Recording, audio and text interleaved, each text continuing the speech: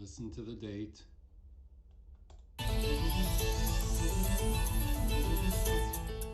Researchers have been growing hemp in Florida for about a year. Now the market's expanding. On April 27th, the Department of Agriculture began issuing licenses to grow the plant, a close cousin to marijuana. As soon as that button popped up, I clicked. That was about an 8:50. They said it was going to go on at 9. Michael Feldenkrais was one of the first to apply. He received approval the next day. He plans to grow hemp seedlings in South Florida, planting 4 million seeds in the first month. I am ready to go. I actually have the soil prepared, the trays ready, the seeding machine working, and the boom's ready to just fire up. Experts say it'll be the first time in about 60 years that hemp is grown commercially in Florida. As we can see from the press release and the news clip, they applied for the license on April the 27th, 2020. They received their license April the 28th, 2020. And right here, they opened the doors in April 2020. Right there. Since day one, the CEO has shown how competent and how focused he is at turning this new company into a fully integrated global cannabis company. That was the dream in April. After April, this is what they have accomplished. So if you look at the Instagram.com Cign farm, you will see a whole bunch of updates. And I'm not going to go through every single one of them, but I will show you a couple things here. You can see how they walk through here in the aisles. Each table actually slides, so the rolling table, so it gives them more room to work with and such. And you'll see how this all comes together shortly here soon. As I was saying, we have the website here with Instagram. Every couple days or every day they put a post up and they have information on all these posts. So one of the posts that I saw, so you can see they have outside here, they have the inside here. There's more inside here. This is actually crop day, as you can see here. There's always plenty of work to do at our facility, growing them up and knocking them down. Harvest day, so they're going to be chopping these ones down, or they already have actually. And that was on the date February the 10th. So I really recommend that everybody go through this website, because here's another part where they knock down some more and the crop is ready here. Now in April they're going to be cutting down over 100,000 plants. This is where the multi-million-dollar industry starts, folks. So we're just showing you the beginning here. Now if you look here, you'll see as partners strive to bring out the best in quality and innovation to our industry. As 2021 rolls out, we will be launching new products ourselves. Stay tuned.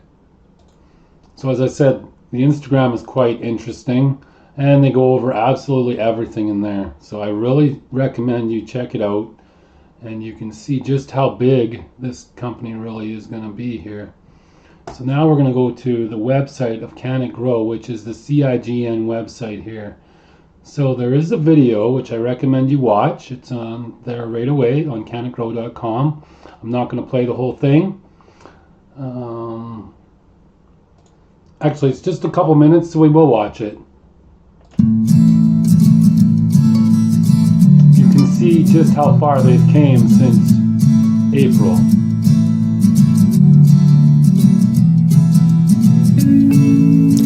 Born in Florida, raised in Puerto Rico, agriculture was part of our world since I was young. When I was just 13 years old, my father and several others brought 100 families from Israel to teach Puerto Ricans on how to build the agricultural industry of the island. Having been in charge of the children of these farmers, I learned early on how important to the world is agriculture. Once I was able to go out to college, I took a year in Israel and took part of the kibbutz and the moshav lifestyle, and faced a fork in my life. Do I return to the U.S. and go to college and law school, Or do I stay in a farm in Israel and become a farmer for life? I spent the following 25 to 30 years of my life practicing law. It wasn't until about 7 years ago that I was able to return to that moment when I was 18 years old and take the other direction on the fork to return to become a farmer. My love for agriculture now is tied to a plant that has a beneficial medicinal interest. As much as we all like to make money, my desire is to cure something, more particularly cancer.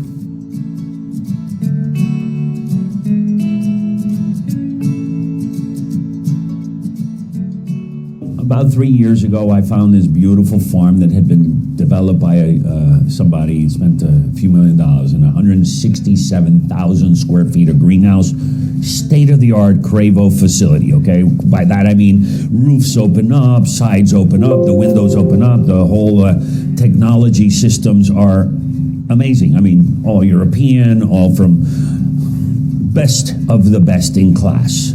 And I knew there and then that would be the best place, at least in the state of Florida, for us to grow. It was a perfect reiteration of our goals, which is to use technology in order to get the best of class in the products that we make. This industry has to flourish, and it will flourish in this state. We'll find the right cultivar through the university and find the right things for farmers to do to ensure the success of the state. This is CIGN, and I am Michael Feldenkrais. Okay, as I was saying, we watched the video here. Now, we're just going to quickly scroll through the website, and you guys can go through it at your own time. But what is really big to me is the biomass buyback program. Okay, so they have this seedlings and they sell them off, and then they have contracts with the clients already to buy back the biomass, and when they do, they buy it back at a lower price, obviously. Then they turn it into flour, and they also turn it into oil and whatever other hemp products they need. So the distillate and the oil and the edibles. So that is what makes this company truly valuable, because if they were just going to be selling off biomass, it's cheap for biomass. But these guys are making their own products. They're buying back biomass that they've already sold as hempling seedlings, pardon me. And what they're in turn doing is they're making a bunch of revenue off that. I will explain 1 second here. Okay, so breaking down the revenues. They don't make their own products on site, which I do believe I already put down, but I contacted the CEO, and this is what he told me.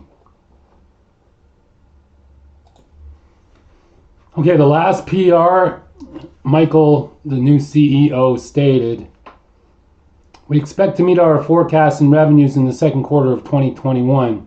So that confused me, so I had to ask him, does that mean you are meeting revenues of the 20 to 40 million as you stated for the yearly? Or is that to make the 10 mil or so in the second quarter as to make 40 total for the year? I took it as you are meeting the 20 to 40 on just the second quarter revenues." He says to me, "No, I expect to file the quarterly statements on time, and those will clear up the revenues. The 20 to 40 million estimate is for the year based on all revenues in CIGN. CIGN has several forms of revenues that are related to the harvest and is other related to other sales that we have constantly, which include the sale of seedlings and plants, which are continuous revenues. Obviously, due to harvesting schedules and sales after harvesting happen only after cutting the plants, cutting, drying, selling, those revenues will be higher in certain quarters. Hope this helps you understand. Thanks for your support." And then I said, another question, do you guys make the products on site? I mean, turn it into distillate, etc.? And he says, "No, we do not have a manufacturing facility that belongs to CATV yet. We outsource the production of our oils to a third party and the production of our formulas to a different party that co-packs our products. Okay, let's talk about the revenues now. Breaking down the revenues. I first assumed they had their own equipment and they were making it on site, folks. But then I emailed the CEO, and this is what he told me. I said, "Good morning." I said, "Sir, in the last PR you have stated, we expect to meet our forecast and revenues in the second quarter of 2021. And I said, "Does that mean that you are meeting the revenues of 20 million to 40 million as you stated for yearly? Or is that part of to make up the 10 mil or so in the second quarter to make 40 in total for the year? I take it as if you are meeting the 20 to 40 million on just the second quarter revenues." He in return replied, "I expect to file the quarterly statements on time and those will clear up the revenues. The 20 to 40 estimate is for the year based on all revenues in CIGN.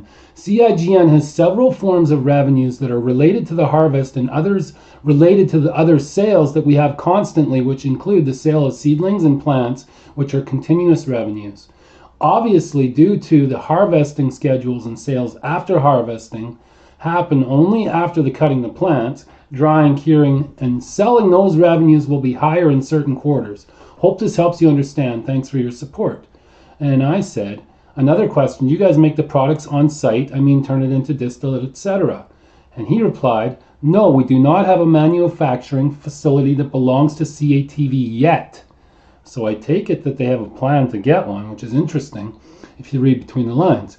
We outsource the production of our oils to a third party and the production of our formulas to a different third party that co-packs our products. Okay, so now that we cleared up, they don't make the products on site, and I will have to fix my post of that. But here's what makes this so valuable. Okay, so we take 100,000 plants at 1 pound per plant, and that's based on research that I found online. Hold on one sec, I'll find that as well. Okay, so here we go. The hemp flower 1 pound per plant with a yield of about 1 pound per plant and 2,500 plants per acre. That's around 60,000 per acre. So if you're looking to sell 100 pounds of 10% CBD hemp flower, you can reasonably expect $3,000 to $4,000 for your crop. See, this is where people are going wrong, folks. The actual revenues based on that being that if they were just to sell hemp flower is $3,000 to $4,000. However, the CEO is not doing that. He's making crude oil, he's making distillate, and he's making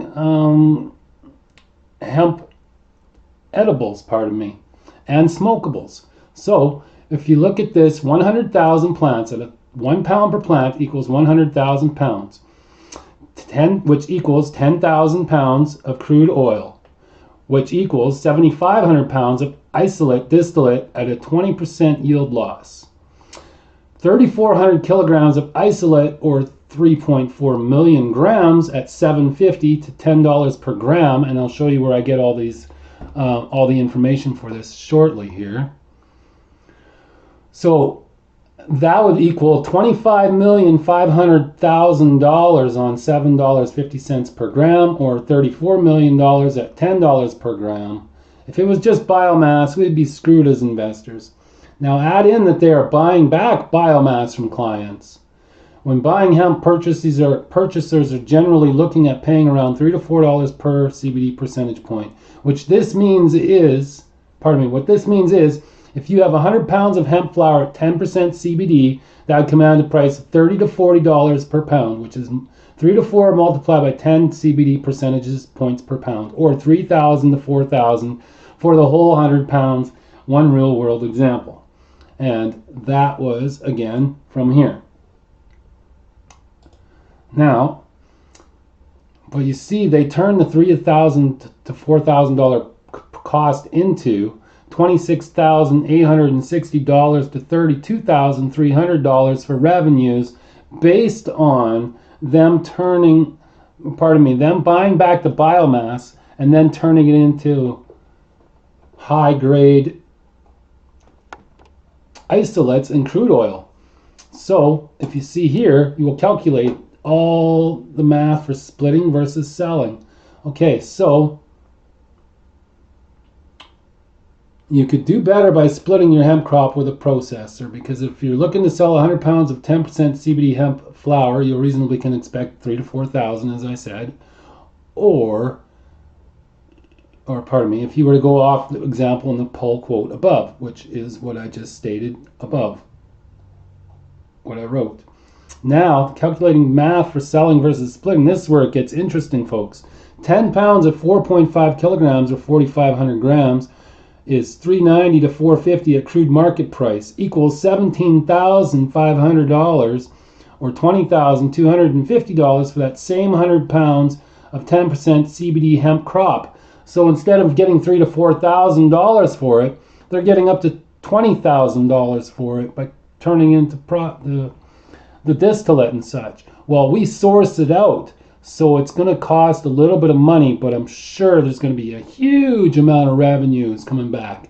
Hence why the CEO is saying 20 to 40 million per year. So I'm thinking probably about $11 million, $12 million per crop, and then they probably have to pay a couple million to get it all sorted out into products and all that other stuff. So, but if you look here at the 10 pounds of crude oil and you refine it into 7.5 pounds of isolate distillate at 20% yield, and that's what I already, or 20% yield loss, and that's what I showed you above, folks. Here, and I'll just show you again. This is all these calculations are from below in this article. Okay, so now you can see that same isolate, same amount, 10% CBD, right here, 100 pounds of CBD hemp crop is equal to now $26,000 or $32,000. So now they just made it go up by $12,000 more per 100 pounds. This is how a hemp farm can produce so much revenue. It's not about the amount of plants, it's about what they are doing with the plants.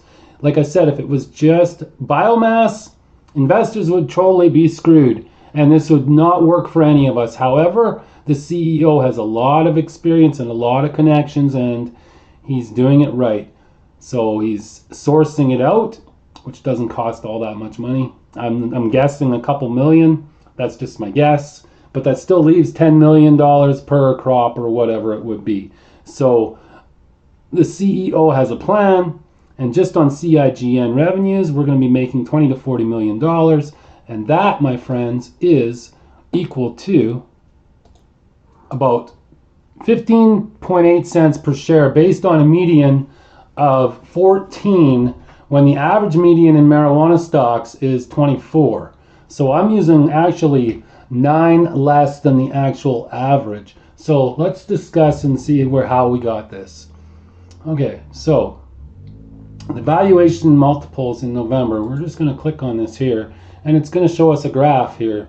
So in 2020, here we go, November 2020, updated to 452, we have the median of 24 times for cannabis stocks. Okay, so that means the revenue is multiplied by 24. So this is what we're going to do to figure this out here. Okay, so to get those numbers, I'm going to show you exactly how I did that. I'm going to use the average of what the CEO, he said 20 to 40 million for Cign, not including the other two revenue sources we already have. Actually, it does include them because it combines all the companies that we acquired. And they're all working under the same roof, and you can see that from the last couple PRs there. Okay, so CITV revenue, let's say it's $30 million divided by the 2.851179,938 billion OS is 0.10521 cents. Then with a median of only 15, which is actually 9 lower than the average, as I had said, we go and we multiply that, and it's 15.78, so 15.8 cents. And that is only on 30 million revenues. If we actually make 40 million revenues, okay, so I just did the calculations. If we actually made 40 million revenues, and it equals 0.14 cents, actually doing the division of the the outstanding shares. Then you actually use the multiplier of 24, we should actually be sitting at 34 cents a share. I didn't want to pump it, but that's just the facts, folks. So that's why I try to use lower numbers, because at 15.8 with just a 9 average on median, well, that's still high from where we are. And people will think I'm pumping. But when you use the real numbers and the actual averages, you will see that the actual number should be 33.6 cents per share. Or, pardon me, 33.67 cents per share, or 33.7 cents per share. However you want to look at it, it's around 33 cents a share, folks, when we use the proper terms. Okay, so this video, or the next two videos, were taken from an investor who actually went there and took some videos. So this is just inside. Actually, no, there's one inside and one outside. So have a look, folks. Crecen así, en los frames. ¿Ya está lista para trasplantar? Pero obviamente la semillita tiene que estar implementada.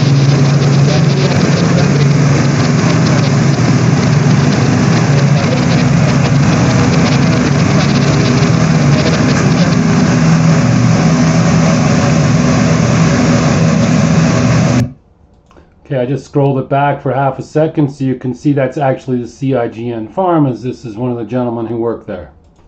Here's another video. This one is outside, taken from the same investor. Oops.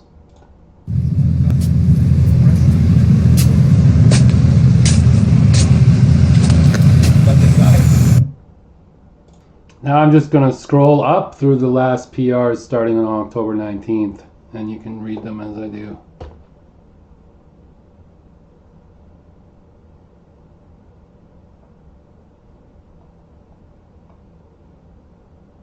This is when the fund began, is December the 28th.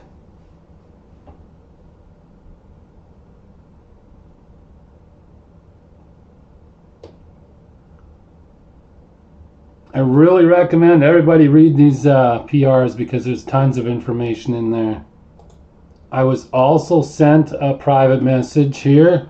Cannabis Acquisition and Trading CATV is hiring indeed. Have screen capture, don't know how to put in the message, so I'm going to click on it here. As we can see, they are hiring an executive administrative assistant from $50,000 a year.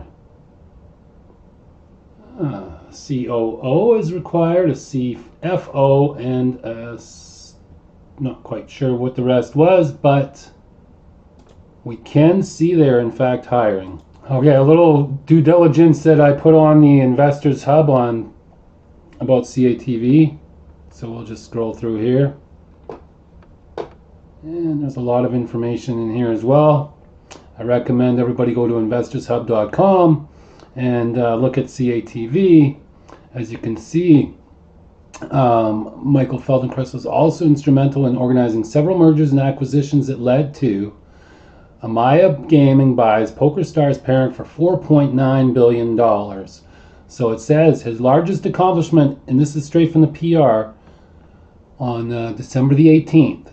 His largest accomplishment came when he organized several mergers and acquisitions with a Canadian publicly traded company, Amaya Gaming, that resulted in the increase of its market cap from $50 million to $4.9 billion in less than 2 years.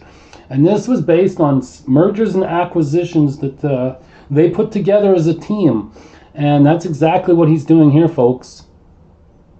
And you can see that Cign is a full-service germination nursery of affordable hemp transplants to farm across the U.S. headquarters in Homestead, Florida. So here we have the actual Google images from it as well, just to prove that it wasn't a scam. I even did a DVD video where I scrolled right in and I looked around it on Google Maps as well, and that is on my longer video that doesn't cover the last two press releases. However, it goes into in-depth research about the company and all the press releases and all the new hirees they have, such as Mark SLAUGH, and how he was already involved with the company December the 31st. I will prove that shortly. Okay, I Complied Cannabis is Mark Slaugh's company, okay? But as you can see, if you look at the date of the picture down here below, you'll see Mark Slough, you'll see Michael Feldenkrais, and the date is December the 31st, 2020. You can't really see it on the video, but it is there, and I can guarantee that it's what it was. And okay, so if you look at the date of the pic, December 31st, 2020, Mark Slough was not supposed to start until January the 25th, 2021, when he was actually hired. But as you can see, he was already in deep with CIGN by the 31st of December. The company that CATV is acquiring is the one that Michael Feldenkrais is the CEO of as well. This is kind of older stuff, so this is before CIGN was actually part of the company. I had just known that it was coming, so I just put this on here. So then we look to see Mark's Global Cannabis Company. My guess is that CATV will be acquiring that one as well. This is a well-planned operation, and we are in the ground floor, folks. CIGN is already producing revenues. They cut down a crop on the 28th of January, shown here. The date is shown here. All this stuff you can see, all the dates and everything, you can see it on CIGN Instagram farm. Okay? And now, the second one was February the 10th, and that is down here. Okay? Growing them up, knocking them down. I already showed you earlier on that. And the third one will be in April when they cut down over 100,000 plants. So you scroll over here, and you can see Mark Slough's already been in here. And this is Mark Slough here, and sure enough, it's the same gentleman there. So that just proves that Mark has been in deep, and the plan with CIGN is planned out a long time before he started working there. So I expect to see some updates soon. He also has another company in Colorado. Okay, here you can see from Zoom Info that Mark Slough is the CEO of Integrity Farms as well here. And here is Integrity Farms. So growing outdoor hemp is what this is. And they have products as well. You guys can go scroll through that yourselves. I don't want to waste your time and such, as this is a longer video already.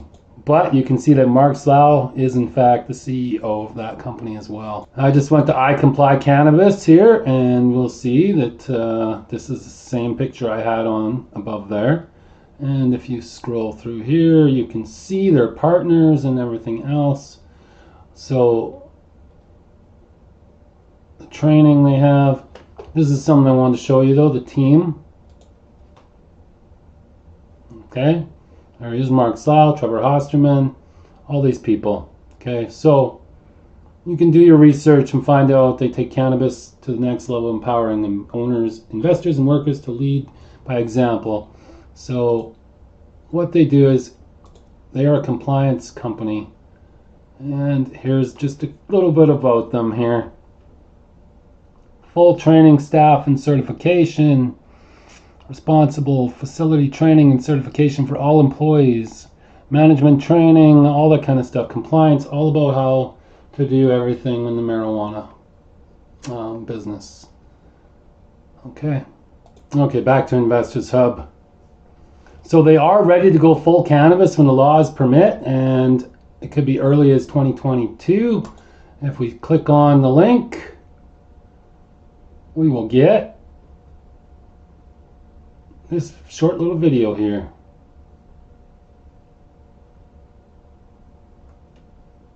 From Kane's Furniture.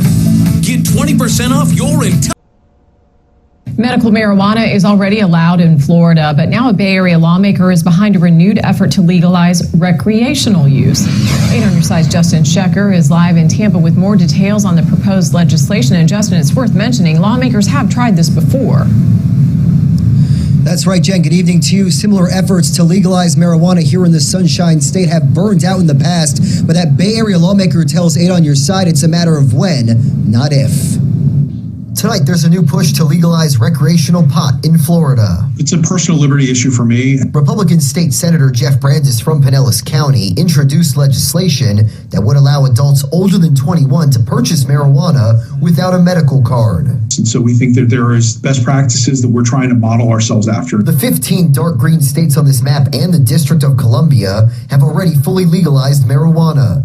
Brandes tells 8 on Your Side his bill provides flexibility for counties to decide whether they want a pot shop to open in their jurisdiction. However, they can't prohibit delivery to your home address or to wherever you want it.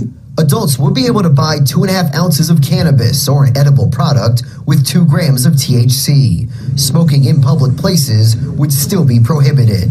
It's really a question of when adult use is going to be illegal. In this tweet, Florida's Agriculture Commissioner Nikki Fried shared 3 reasons she supports the legalization legislation. She says it would strengthen the economy, start to right wrongs in our justice system, and be a source of new state revenue. I think it will generate additional revenue for the state, but it's going to help in a variety of ways, right? It's not just the revenue that comes in, it's also the fact that your law enforcement is now focusing on more serious crimes than trying to find somebody who's walking around with a joint in their pocket. And Senator Brandes tells me he believes there is joint support from Florida lawmakers from both parties to legalize marijuana. We'll keep you posted what happens in Tallahassee. Live. Okay, so we now see that the plan is to legalize marijuana in Florida. Now let's have a look at what they have said in Cign. Okay, so we can see from this video, Solari Yellow 731 says, with an anticipated passing of full legalization, when you guys eventually switch to full unrestricted cannabis production, Cign Farm says, we most definitely will. As the industry evolves, so will we. Thank you for asking. So, okay, just a little bit more. In the last PR, they said that true previous harvests are manufacturing to create our products for sale in the market. We expect to meet our forecasts and revenues in the second quarter of 2021. So, folks, we are on track for $20 to $40 million per year. And here we go. A little bit about the outside of the farm and inside of the farm again. New products. Again, this is just more of my research that shows the facts, folks. Okay, so if we take that it costs $3,000 to $4,000 to buy back 100 pounds of biomass, and then we can turn it into 26,000 or 32,000. That's about 22K to 28K in profits for each 100 pounds of biomass they buy back from clients they already have contracts with, folks. And one of the last things I want to touch on is the deal they made with Karma Snack Agency as their new marketing firm. Okay, so Karma Snack has Fortune 500 experience. They actually have, where is it now? 30 years of advertising design and Fortune 500 C-level experience with this, which is what the staff have. So C-level experience is the top of the Fortune 500. So you want a huge company, now you go to the very, very top of those guys. That's the level C experience in Fortune 500. So they also have more than 5 million rankings on Google. Many certifications in internet marketing, and the biggest testament is the client's results, over $3 billion to date. Mr. Rosato has overseen internet marketing campaigns for HSBC, ING, AT&T, HP, Bank of Canada, Berkshire Hathaway, and Nike, to name a few. Oops. And the CEO says, we are enraptured by the partnership as it is in line with our mission and values. Our partnership with Michael Feldenkrais and 4 Cable TV International lends a successful multi-decade record working with globally recognized companies. The partnership is an exciting growth opportunity, and we are proud to add the company to our service portfolio, which has included Fortune 500 companies such as AT&T, Time Warner, and the future is bright, says Eric Rosato. Oh, while we're here, in the cannabis space, Mr. Feldenkrais has been very active in the last 6 years from intellectual property, cultivation, manufacturing, distribution, and retail, seed to sale. Starting his cannabis career, he focused on acquiring intellectual property in Israel to deploying such in the United States, Central and South America, and the Caribbean. In recent years, he built a franchise company to open 22 medical clinics recommending the use of cannabis and sold a total of 50 franchise locations in less than 1 year. He then concentrated his efforts in cultivating cannabis in a Florida of an out of a state-of-the-art gravel greenhouse and homestead for commercial and research purposes under the auspices of the University of Florida. Okay, so I took this off Karma Snack.